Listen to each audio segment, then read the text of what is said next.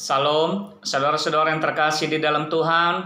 Saya terus berharap saudara yang sedang menonton video ini dalam keadaan sehat dan sukacita selalu dalam naungan kasih dan pemeliharaan Tuhan kita Yesus Kristus.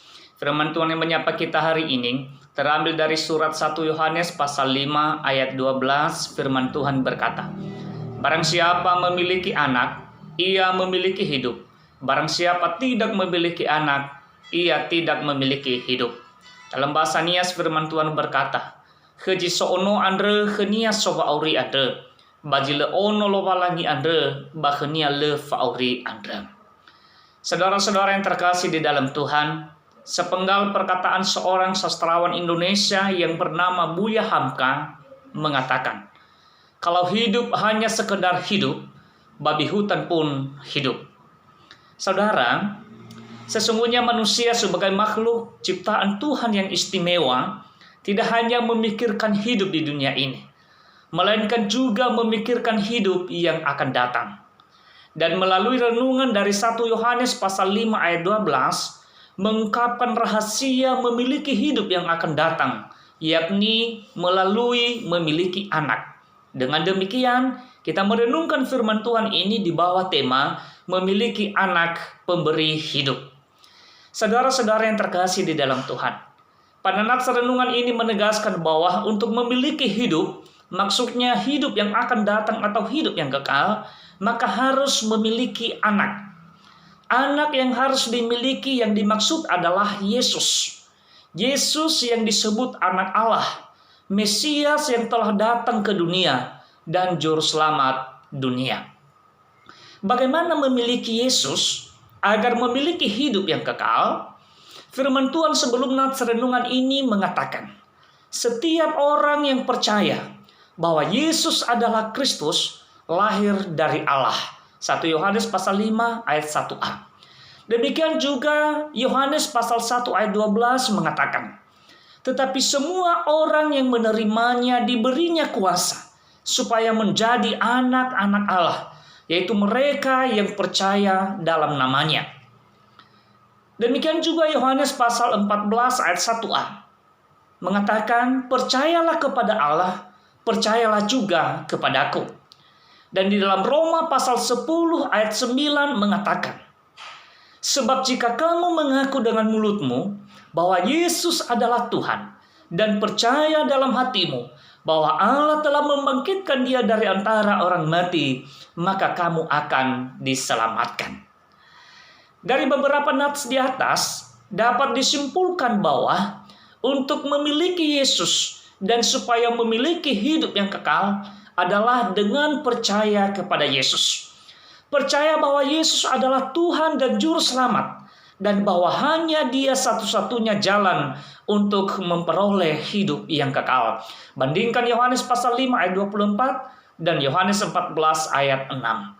Ketika seseorang menerima Yesus sebagai Tuhan dan Juru Selamat pribadinya, maka saat itulah ia sudah memiliki anak atau Yesus pemberi hidup kekal. Saudara-saudara yang terkasih di dalam Tuhan, di dunia ini seseorang dapat dikatakan hidup ketika nafas masih di badan. Dan agar nafas tetap terpelihara di badan, maka tubuh dijaga supaya tetap bersih, tetap sehat atau tidak sakit, dan disediakan makanan dan minuman yang memadai. Itulah sebabnya di tengah pandemi virus corona atau COVID-19 saat ini, yang telah memukul sendi perekonomian semua masyarakat dunia, maka semua orang mencurahkan perhatiannya untuk memikirkan kebutuhan hidup di dunia ini selanjutnya. Dan banyak juga saudara kita yang berdonasi untuk kebutuhan hidup sesamanya melalui pemberian bantuan sosial, dan yang patut kita ucapkan terima kasih untuk itu. Namun saudara, jangan juga terlena dan lupa akan kebutuhan hidup yang akan datang. Jika hanya memikirkan dan menggumuli kebutuhan hidup jasmani di dunia ini melulu, maka firman Tuhan mengatakan bahwa kita adalah orang-orang yang paling malang dari segala manusia. Bandingkan 1 Korintus pasal 15 ayat 19. Karena itu, hidup yang akan datang juga harus diprioritaskan untuk dipelihara dan tetap dijaga, serta diberi makan dan dipupuk. Dengan firman Tuhan, merenungkannya siang dan malam. Dengan ibadah atau persekutuan dengan Tuhan, di mana selain merenungkan firman Tuhan, maka doa juga, nyanyian atau pujian, dan rasa syukur di hadapan Tuhan. Dan dengan menjalani hari-hari seturut dengan kehendak Tuhan untuk menghasilkan hidup kudus di hadapan Tuhan. Sehingga kita tidak hanya hidup di dunia ini secara jasmani, melainkan kita juga hidup yang akan datang secara rohani. Dan berpengharapan penuh akan hal itu, bahkan sekalipun hidup di dunia ini harus berakhir kalau sudah waktunya.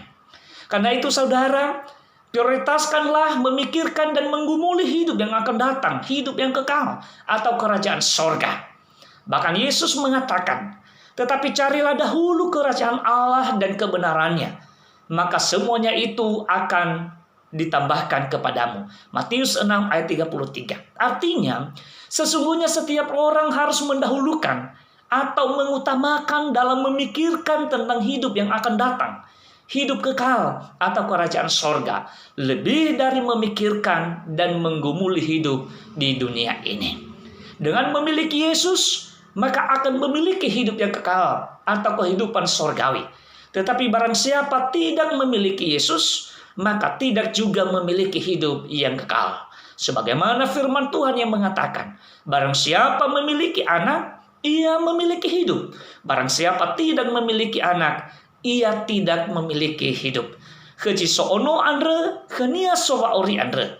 Bajile ono lo walangi andre, bahenia le fauri andre. 1 Yohanes pasal 5 ayat 12. Selamat memiliki anak pemberi hidup, dan selamat beraktivitas bersama Tuhan sepanjang hari ini.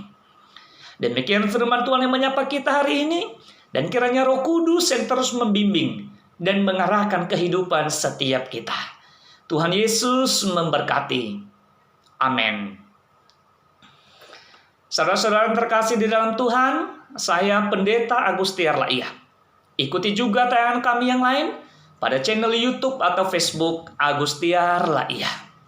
Salam Yahoo.